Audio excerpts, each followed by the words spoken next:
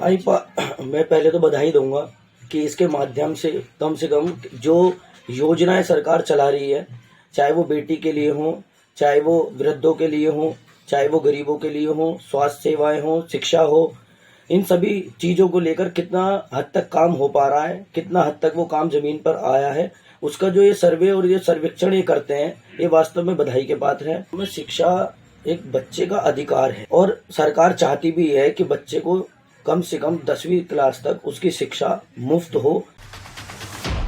आईपा यानी all India progressive politics association जो बात करता है जन सरोकार की, जनता के उन मुद्दों की जिनसे एक उज्जवल भविष्य का निर्माण किया जा सके।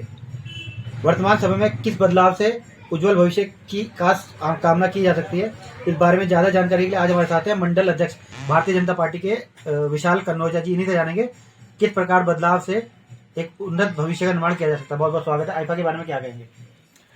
मैं पहले तो बधाई दूंगा कि इसके माध्यम से कम जो योजनाएं सरकार चला रही है, चाहे वो बेटी के लिए हो, चाहे वो वृद्धों के लिए हो, चाहे वो गरीबों के लिए हो, स्वास्थ्य सेवाएं हो, शिक्षा हो, इन सभी चीज़ों को लेकर कितना हद तक काम हो पा रहा है, कितना हद तक वो काम ज़मीन पर आया है, उसका जो ये सर्वे और ये सर्वेक्षण ये करते हैं, ये वास्तव में बधाई के पात्र है।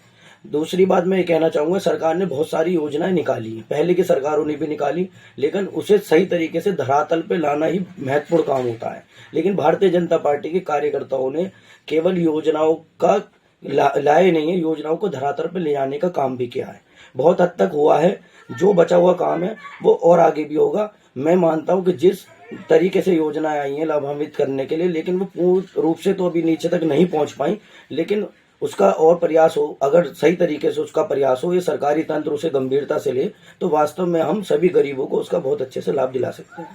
अच्छा, शिक्षा की बात करें तो बेटी बचाओ बेटी पढ़ाओ का नारा दिया है देश के प्रधानमंत्री नरेंद्र मोदी ने, लेकिन कहीं ना कहीं गाँव तक शिक्षा बेटियों तक नहीं पहुँच पा रही है। आपको नहीं लगता कि शिक्षा व्यक्ति के अंतिम पंक्ति तक खड़े व्यक्ति को मिलनी चाहिए, हर एक बेटी को मिलनी चाहिए? क्या कहेंगे इस बारे?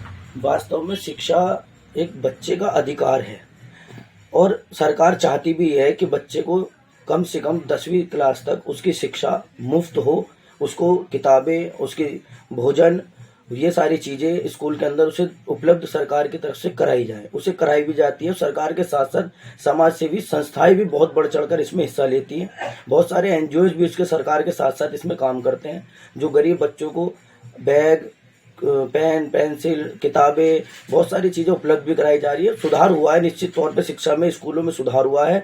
जो मिड डे मील स्कूलों में मिलती थी, जिस तरीके से पहले रोज न्यूज़ में छाता था, रोज शिकायतें रहती थी, अब वो शिकायतें आनी बंद हो गई है। उच्च गुणवत्ता का अब भोजन मिलने लगा है स्कूलों में बच्चों को, तो वास्तव में इस पर भी अच्छा काम हो रहा है।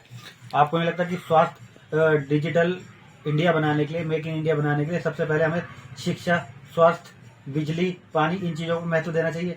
क्योंकि और सरकारों को देखा गया, जैसे दिल्ली की बात करें तो 300 यूनिट जो दिल्ली सरकार दे रही है, मेरठ में ऐसी कोई भी व्यवस्था लागू नहीं है। आपको लगता है कि दिल्ली जैसी व्यवस्था मेरठ?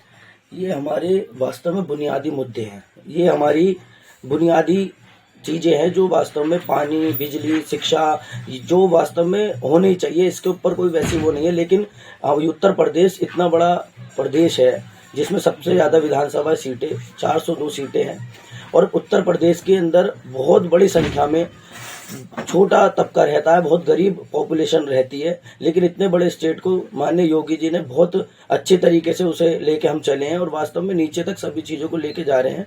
और निश्चित तौर पे जिस तरीके से अभी कहा है, बेटी के लिए भाई साइकिल भी उसे उपलब्ध कराई जा रही है, उसे फ़ोन भी दिया जा रहा है, लैपटॉप भी दिया जा रहा है, और सब तरीके की सरकार इस चीज़ों को लेकर गंभीर है और वास्तव में इसका परिणाम भी आ रहा है। सरकार रिटर्न होती है तो कौन सी सबसे बड़ी समस्या आपको लगती है जिसे सबसे पहले पूर्ण करवाना चाहेंगे? देखो, समस्याएं तो अब बची नहीं है, समस्याएं तो लगभग समाप्त कर दी हैं, लेकिन जो हमें लगता है कि बुनियादी सुविधाएं हैं, जो हमारी जो चीज़ें होनी चाहिए, उस पर सरकार लगातार गंभीरता से काम कर रही है। लोगों को लगता था कि बिजली के बिल ज़्यादा बढ़े हुए हैं, तो बिजली के बिल सरकार ने भी आधे कर दिए कि, और बिजली जो पहले की सरकारें थी तो वो हमें 8 घंटे भी बिजली उपलब्ध नहीं कराती थी, अब 24 में से 22 घंटे बिजली आ रही है। सारी चीज़ें बदली गई हैं। आज जो बिजली विभाग है वो पहले घाटे में चलता था, आज वो फायदे में है। वो सारी चीजें जैसे जैसे हमें सुविधाएं मिलेंगी तो कुछ उसमें कष्ट भी होता है, लेकिन वास्तव में सरकार गंभीर है और सारी चीजों को लेकर कोई ऐसी परेशानी है नहीं। सब चीजें बदल रही हैं और देश और उत्तर प्रदेश विकास की तरफ है और आगे बदल रहा है। तो ये थे हमारे साथ भारतीय जनता पार्टी के मंडल अध्यक्ष विशाल कनोजे, जिनसे जाना भविष्य में बदलाव के बारे में। आई पागले, मेरठ से कपिल सोनी की रिपोर्ट।